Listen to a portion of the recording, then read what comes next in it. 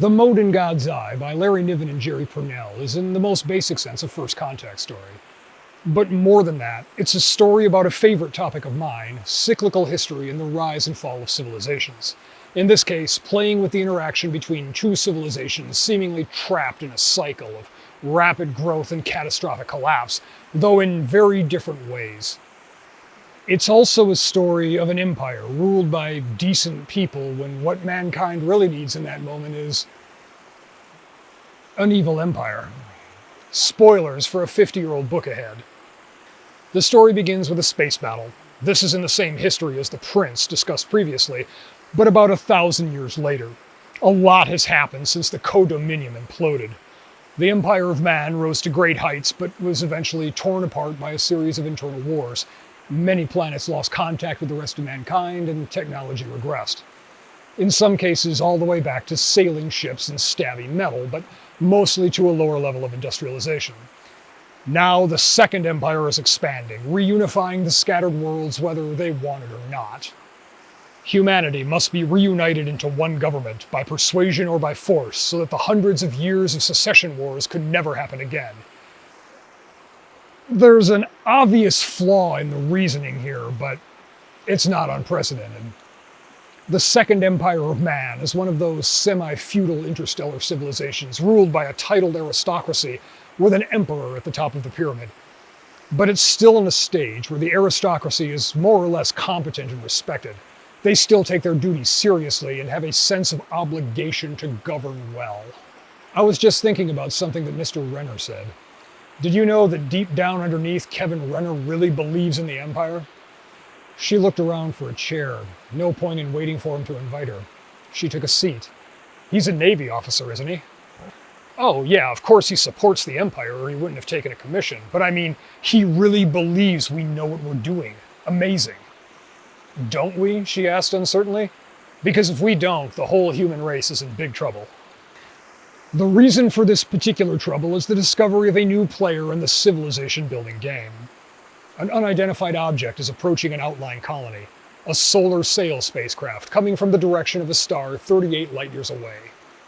I'll omit the 10-minute explanation of Alderson points and the position of the local stars.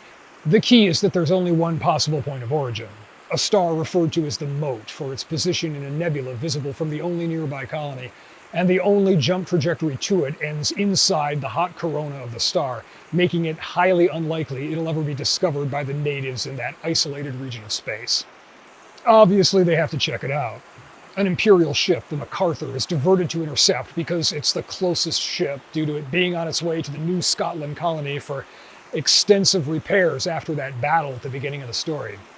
But when they intercept, the mysterious craft attacks. It's captured, but not before disposing of something. The projector started again.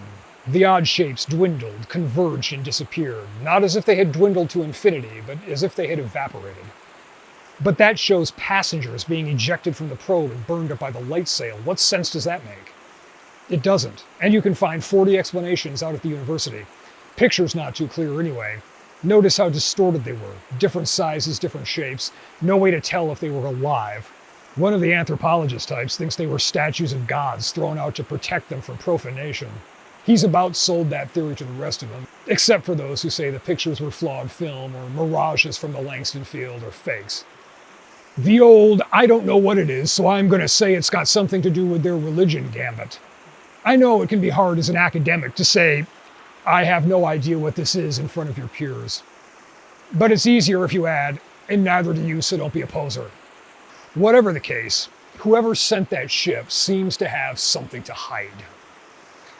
The Mote in God's Eye is one of those books that's really about concepts, and the characters are mostly vehicles to present different viewpoints. I don't find any of them to be particularly interesting on their own, and so I'm just going to treat them like the book itself does, as conduits for ideas. So Rod Blaine, heir to an aristocratic line, is doing a stint in the Imperial Navy and in command of the MacArthur as it limps back for repairs. After capturing the alien vessel, he's promoted to captain, given formal command of the MacArthur, and sent to go assess the neighbors. The Moties, as they come to be called, are odd little buggers. First off, they have an asymmetrical body plan. one strong arm on the left side and two weaker but more precise arms on the right. Their heads just kind of bulge out of their shoulders, favoring the left side. One big ear. They're covered in fur. Their internal bone structure is quite odd by our standards. No vertebrae, for example. There were 3 bones in the back, each as solid as a leg bone. The uppermost was an extension of the skull, as if the skull had a 20-centimeter handle. The joint at its lower end was at shoulder level. It would nod the head, but would not turn it. The main backbone was longer and thicker. It ended in a bulky, elaborate joining, partly ball and socket at about the small of the back. The lower backbone flared into hips and sockets for the thighs. There was a spinal cord, a major nervous connective line, but it ran ventral to the backbones, not through them. They also come in different varieties, biologic casts. The first one they meet is a Brown, a toolmaker. She is invited aboard the Imperial ship and brings 2 little Mote-like things with her, miniatures or watchmakers as they come to be called. But when formal contact is made with the Moties, most of the interaction is through a mediator class who serve as spokes-Moties for the Masters, the Mote intellectual and governing caste. There are other variants, including a warrior caste that they carefully conceal from the human diplomats. They hide a lot about themselves. It's important to note that these castes are not social constructs. They're biological variations that affect physical form, behavior, and aptitudes. The key biologic factor, though, is that when they mature and become fertile, they have to get pregnant, or they'll die. With human societies today, we can see a few general trends, one of them being declining birth rates in the wealthiest countries. There are all sorts of ways we can not have kids, and people in rich countries tend to prioritize other things. As a very broad generalization, it seems that as we increase our technology and comfort, we decrease in population growth. The Moties do not work that way. For them, it's simple exponential growth. Every Mote makes another Mote. I mean, every one. They all start out female and only become male due to a massive hormonal shift after a pregnancy, and not permanently. Consequently, even as a technological society, they follow a Malthusian arc of growth, overpopulation, and collapse. Yeah, they tried hormone treatments, birth control pills essentially, during a past cycle. Only one kingdom actually did it, though, and rivals conquered them. Motes, because they have a biological master caste, always settle into a fragmented society with competing fiefdoms. The masters can sometimes establish jurisdictional boundaries, but they're always in competition with each other. No society-wide effort gets 100% buy-in, and it's to their advantage to cheat, to grow their population while a rival is declining in order to seize their land and assets. So they advance, their population grows until they're packed in and running out of food, then they go to war. The war destroys what they've built and uses up even more resources, and they have to start over. Back to 1. They've been having these cycles for 1,000,000 years or so. Energy is the real problem. For most of our history, we used wood as our primary fuel. Then we moved to coal, which has higher energy density, making it better for fueling things like steam engines. Then oil, which we're still very much in the age of. For higher energy densities, fission is an option. Fusion is a potential source if we can ever make it work. But what do you do if all the easy energy sources are used up? By this time, the Motes had no coal or oil. They've used up all their fissionable material. They have to rebuild civilization on hard mode. And they always have a few individuals that try to break the cycle with some new plan. Birth control, eliminating the warrior caste, sending the probe that was intercepted at New Scotland, even an attempt at time travel. Crazy Eddie, these individuals are called, and they are not looked on with esteem. Such endeavors use up scarce resources, making the collapse come even sooner. Overpopulation isn't something they can solve with technological or cultural changes, nor will more planets solve the underlying problem. Not when each generation doubles the total population. They're biologically locked into the cycle. Only their isolated location has stopped them from spreading across the galaxy, overpopulating and depleting every habitable planet they encounter. Incidentally, those objects the probe jettisoned and incinerated, an expeditionary force to take control of any habitable planet the craft might find out there. When the ship was disabled, concealing information about themselves took priority. Their biology and social imperatives make long-term peaceful coexistence with the Motes impossible. They're the civilizational equivalent of a cancer, and their isolated location is the only thing that has prevented them from metastasizing across the galaxy. And all the Mote peculiarities taken together mean that the ruling aristocracy of the Second Empire of Man is going to be tested with a very difficult problem. If they allow the Motes out of their single star system, mankind will eventually be destroyed by the inexorable spread of the Motes.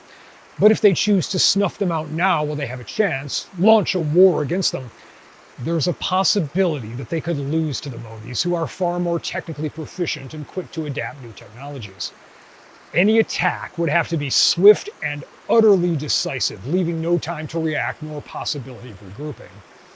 Of course, some try to take a middle path. The Motes have a lot to offer.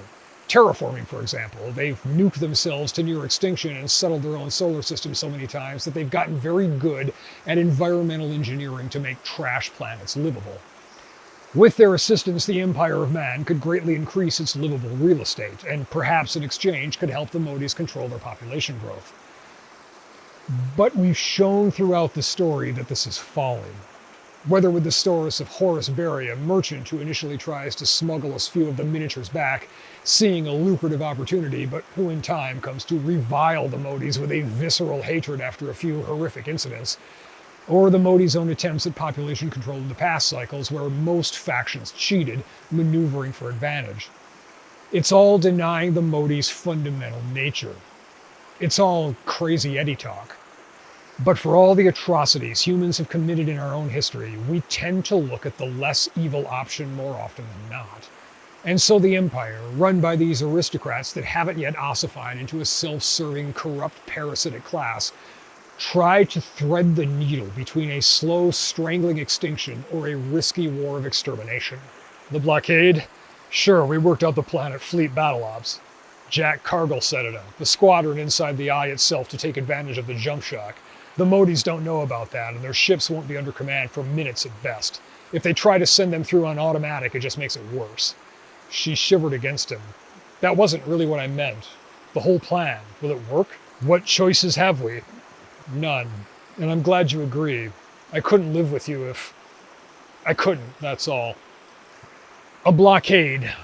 Containment. Act without acting decisively. Because while the Motes are trapped by the inescapable tragedy of their biology, the humans are trapped by the need to see themselves as good. One way or another, tragedy is set to unfold. In 1993, almost 20 years after The Mote in God's Eye was published, Niven and Pournelle wrote a sequel, The Gripping Hand, that attempts to wrap up this shaky compromise solution in a stable and satisfying way. The book is generally not well regarded, and it's worth noting that Larry Niven has explained the existence of the book as a contractual requirement before they could collaborate on anything else. It's not their best work. I won't say much about it here, except that it narratively dodges the dilemma of the first book by having human researchers develop a method for limiting Mote reproduction and therefore defuse the existential nature of the conflict. The real core of The Mote in God's Eye is the no-good solution nature of the problem. It's one of those rare stories where there are no straight-up bad guys, but there's no everybody wins scenario either. 9 times out of 10, there's a viable compromise. But sometimes coexistence isn't possible. And in the case of the Motes, they're biologically hard-coded to be a macro-level plague if they ever got out of their own star system. It's a scenario specifically crafted to leave exterminating the Motes as the only viable long-term solution, and one with a very narrow window of opportunity. But humanity's leaders vacillate and try to find a middle ground between two absolutes so they can go on feeling clean and righteous. I think the book deserves a sequel that grapples with the consequences of that failure instead of pulling a fix out of the ether. But that would be a story that would force us to confront the difficult truth that every once in a while, doing the right thing requires one to be the bad guy. Xenocide. Motes aren't people.